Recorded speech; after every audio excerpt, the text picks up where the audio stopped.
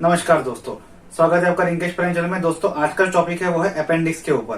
दोस्तों हमने बचपन में कई बार ऐसा सुना भी है और हमने कभी कभी बायोलॉजी क्लासेस में जो है कुछ बातें हमने पढ़ी भी हैं कि जैसे जैसे हमारा इवोल्यूशन हुआ from ape to the human being, तो जैसे जैसे जो बदलाव आते गए हमारे शरीर में, हमारे लाइफस्टाइल में, तो कुछ ऐसे अंग थे जो हमारे पूर्वजों के पास थे। जैसे कि जब वो एक जब पोजीशन में, एक कंडीशन में थे, तो वहां से लेके जब ह्यूमन बीइंग में जब ट्रांसफॉर्मेशन हुआ समय के हिसाब से, तो कई ऐसे अंग थे जो कि हमारे शरीर में देखते हैं कि वो अवशेषी अंग कहलाएगा। मतलब उनका कोई ज्यादा काम हमारे शरीर में जो है वो साबित नहीं हुआ या फिर प्रूव नहीं हुआ कि कोई ज्यादा इंपॉर्टेंस है इनका हमारे बॉडी में। जैसे कि कॉकिक्स हो गया या फिर विजडम टूथ जो है, कॉकिक्स जिसे हम लोग वर्टेब्रल कॉलम का सबसे निचला हिस्सा जिसे हम लोग मानते हैं, उसे टेल का एंड माना जाता है, जो पूंछ की जो शुरुआत वहां से होती थी।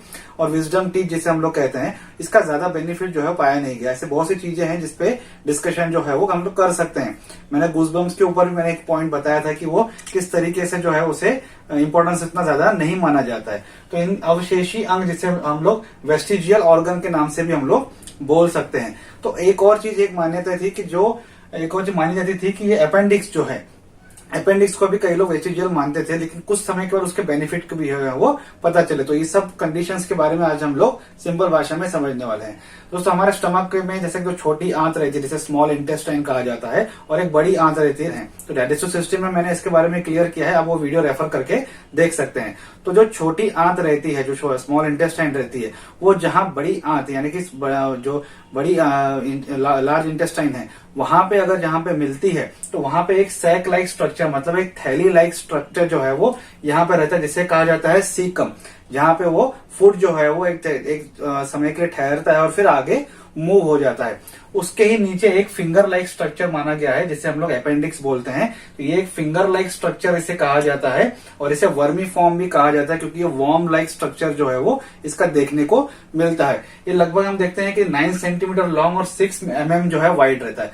9 सेंटीमीटर इसकी थोड़ी सी लंबाई रहती है और 6 mm जितनी इसकी चौड़ाई रहती है। अब देखा ये गया था कि कई लोग पहले जैसे मानते थे कि ये इतना इसका इंपॉर्टेंस नहीं, तो सर्जरी करवा के इसे या फिर इसे निकाल दिया जाता था। कई लोगों का मानना था कि इससे जो दर्द होता है, कई लोगों को सहना नहीं होता था, तो उसे निकाल देते थे।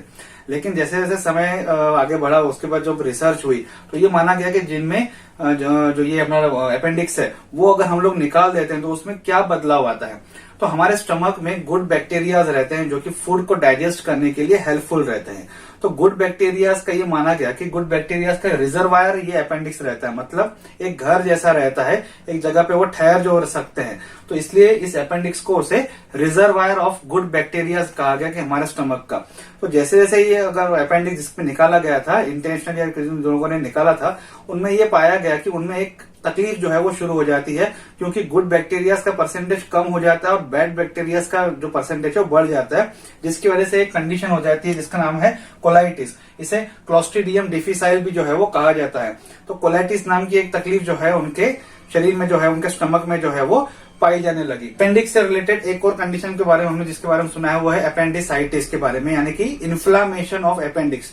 एक सूजन जब हो जाती है, तो ऐसा क्यों होता है? कुछ चोट लगने की वजह से या फिर कुछ माइक्रो ऑर्गेनिजम्स की वजह से, कुछ इन्फेक्शन की वजह से भी वहां पे पस जमा हो जाता है, काफी ज्यादा दर्द होता है। राइट साइड जो एब्डोमिनल रहता है, राइट साइड और नीचे की तरफ से, सामने की तरफ से, पीछे की तरफ से नहीं, सामने की तरफ से काफी ज्यादा दर्द जो है वो इसकी वजह से होता है। और इसके लिए हम लोग पहले जैसे सर्जरी करवा के इसे रिमूव किया जाता था, यही एक उसका सोल्यूशन था। आज जो कंडीशन है उसे अपेंडेक्टोमी कहा जाता है, जो सर्जरी करके रिमूव किया जाता था। आज उसे लेप्रोस्कोपिक अपेंडेक्टोमी जो है वो कहा जाता है। जो 3 तरह के जो ट्यूब्स हैं वो आपके बॉडी में इंसर्ट किए जाते हैं, छोटे छोटे कट किया करके। एक से कैमरा अगर इंसर्ट किया जाता है, और एक हैंडलिंग के लिए एक रहता है ग्रिप के, और तीसरे से जो है वो कट करके उसे एक थैली जैसे स्ट्रक्चर में रिमूव किया जाता है। तो यही जो चीज है वो अभी तक इसके बारे में हम लोग जो कंडीशन है, जो एक ट्रीटमेंट है, वही इसके बारे में अभी तक अवेलेबल है। और इस पे अभी जो है अभी डिटेल जो स्टडीज जो है वो कुछ जगह पे अभी भी डिटेल चालू है कि अगर कोई अपेंडेक्टोमी करवाता है या फिर अपेंडिक्स का क्या बेनिफिट है और क्या नुकसान है, अभी भी कुछ जगह पे जो है इसके बारे में स्टडीज चालू है। तो आज तक जो मुझे इन्फॉर्मेशन थी उसके बारे में मैंने आपको एक सिंपल तरीके से समझाने की कोशिश की। आई होप आपको आज का वीडियो अच्छा लगा होगा। वीडियो अच्छा लगे तो लाइक और शेयर जरूर कीजिएगा। अगर आपको कोई कमेंट है तो आप कमेंट बॉक्स में कमेंट कर सकते हैं, और मुझे उस चैनल को सपोर्ट करने के लिए प्लीज सब्सक्राइब कीजिए। Thank you.